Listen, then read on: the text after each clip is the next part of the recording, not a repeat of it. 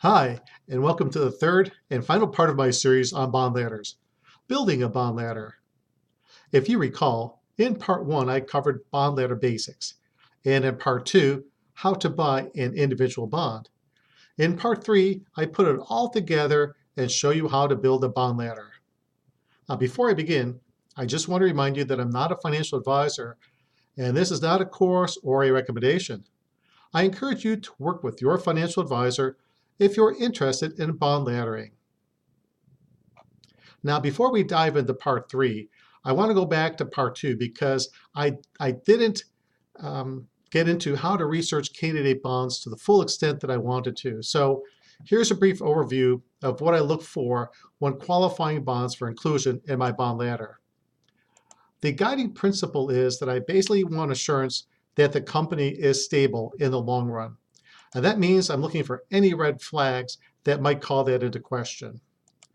Not all bonds, but some bonds have associated with them a Standard & Poor's credit research report. And if you do have that with the bond that you're looking at, take a look at it because in the report, Standard & Poor's explains what went into their credit rating and they provide a future outlook of the company's stability and prospects from a bond standpoint. To see an example, you can look up Barclays' 3.25% interest bond with that CUSIP. Next, I look at what are called issuer events associated with the bond. For example, credit rating agencies such as Standard & Poor's or Moody's can sometimes issue upgrades or downgrades to credit ratings or place a bond on credit watch or remove it from credit watch. Now, an upgrade is a good thing as well as being removed from a credit watch. Having a credit downgrade or being placed on credit watch, it's like double secret probation. It's a next step. It's kind of a warning before you get downgraded. Those are bad things. And also, if the bond has matured or has been called, there's no point because it's not available. Next, I also go to Yahoo Finance to check out the company's stock. And what I'm looking for there are whether any securities analysts have issued downgrades on the stock, or whether the dividend has been cut if they pay a dividend or been suspended. And also, in general, if there's any unfavorable news that would constitute a red flag, and thereby call into question whether the long-term prospects for that company and therefore their debt and bond is worth including in my bond ladder. Now, our bond ladder example is going to be comprised of the following components. We're going to assume that we're building our ladder on January 15, 2017, just to take any impact of 2016 out of the mix. And we're going to invest approximately $50,000, and I'll get into why I say approximately in just a minute. The ladder is going to be 5 years long with 5 rungs. Our objective is to invest $10,000 per year. Now, 1 year's investment is going to end up being less than $10,000. And that's because bond prices are higher than par value due to lower interest rates since the time of the initial issuance of the bond. And if you recall, bond prices are inversely correlated with interest rates. So if interest rates have been declining, bond prices have been rising. So in order to buy a $10,000 investment, it's going to cost more than $10,000. So if we want to stay at around $50,000, we're going to have to adjust 1 year of our bond, maybe not by 10, but maybe by 7, 8, or 9. We'll see. Also, the first year of our ladder is 2017, and the final year of this 5-year bond ladder is 2021. We're going to limit ourselves to corporate bonds from the secondary market, and that's just arbitrary and for simplification. As you know from part 2, there are many different types of bonds available to include in a bond ladder, such as treasuries, municipal, agency, even certificates of deposit. I'm also going to make available to you an Excel spreadsheet that I use to manage my bond ladder. And you can just go to the Retirementary's homepage and then under Resources and Downloads, and you'll be able to get a copy of that spreadsheet. Now, it's very important that before we get going that you understand how to calculate interest payments. First, you identify the coupon interest rate, and that's the interest rate that's associated with a bond when it's newly released. You multiply that coupon interest rate times 1,000, the par value of one bond, and that equals the amount of interest received per bond per year. Next, you multiply the amount of interest received per year times the number of bonds to be purchased. That'll give you the total interest you'll receive per year for that bond, or that series of bonds, I should say, collection of bonds you've invested in. Next, you want to look at how often the bonds are paying their interest and when. Many bonds pay their interest semi-annually every 6 months. So it'd be February and August, or March and September, or April and October. Though some bonds do pay monthly and some pay annually. Most, and all for our example, pay interest semi-annually. So if they do pay semi-annually, to figure out how much interest you're going to receive each payment, you just simply divide the total interest received per year for all the bonds in that rung by 2, so that half of the yearly interest is paid in February and the other half in August or March and September, etc. Now, in our online example, we're going to take a look at how you actually calculate interest payments, how to use the spreadsheet to build a ladder and to manage a ladder. And when we talk about managing a ladder, we're going to basically look at a bond that reaches maturity, rolls off our ladder, and replacing it with a new bond. So for the first year of our bond ladder, 2017, I pre-selected this bond, the John Deere Capital Corp's 1.55% interest bond maturing on December 15th, 2017. Now, when it comes to calculating the amount of interest that this bond is going to pay, the first thing you do is you look for the payment frequency. And in this case, it's semi-annually. And you next look for the maturity date, December 15th, 2017, and that matches what's called the workout date, also December 15th. Now, the workout date simply means that you receive your last interest payment and you receive your principal back as of that date. So since this is a 6-month semi-annual bond, the other interest payment is paid in June. So you get one payment in June of 2017 and the second payment in December of 2017. When it comes to the amount, simply look at the coupon interest rate, which is 1.55%. Multiply that by $1,000, which is the face value of one bond. That works out to be $15.50 a year for one bond.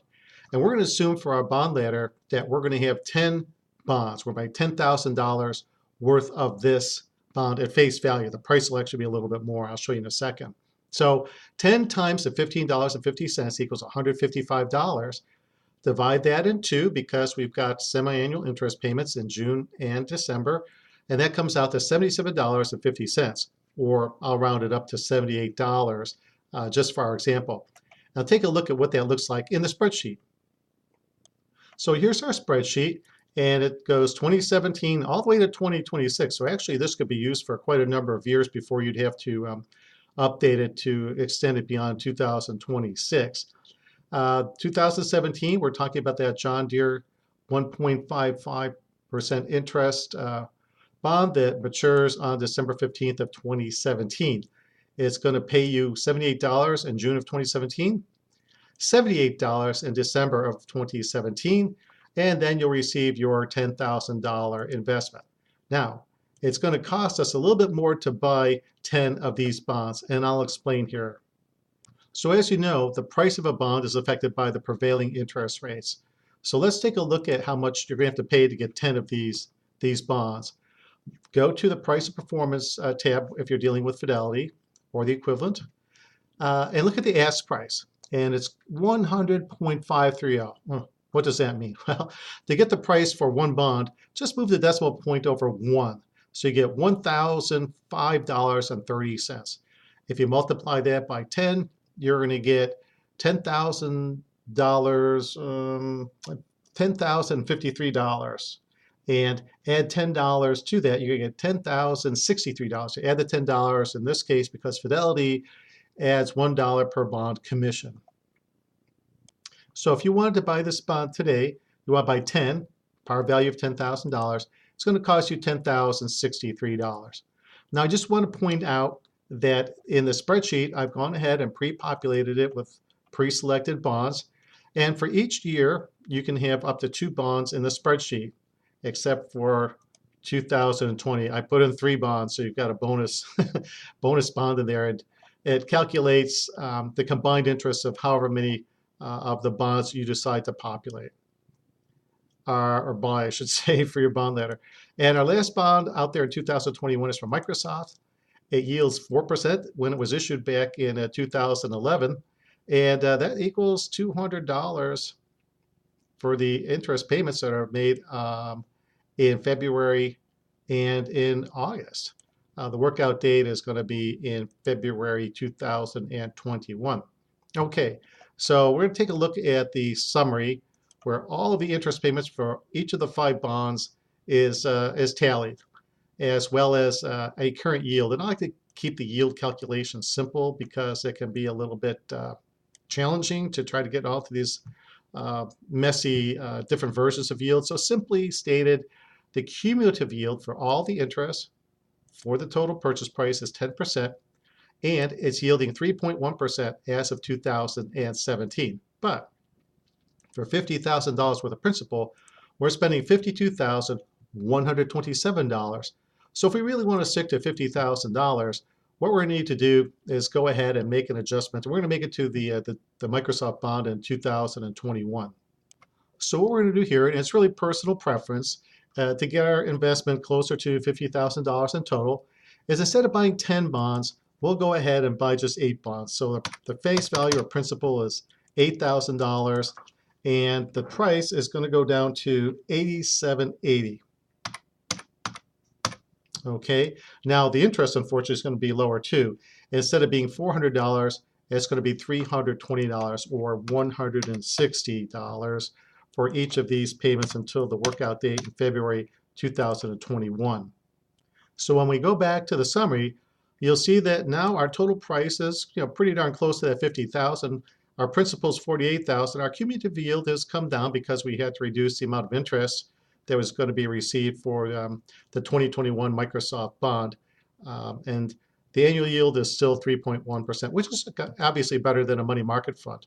And now I'm going to take a look and show you how we're going to adjust for the fact that when that 2017 bond comes due in February of 2017, what do you do with that $10,000 you've got left or that you have returned to you?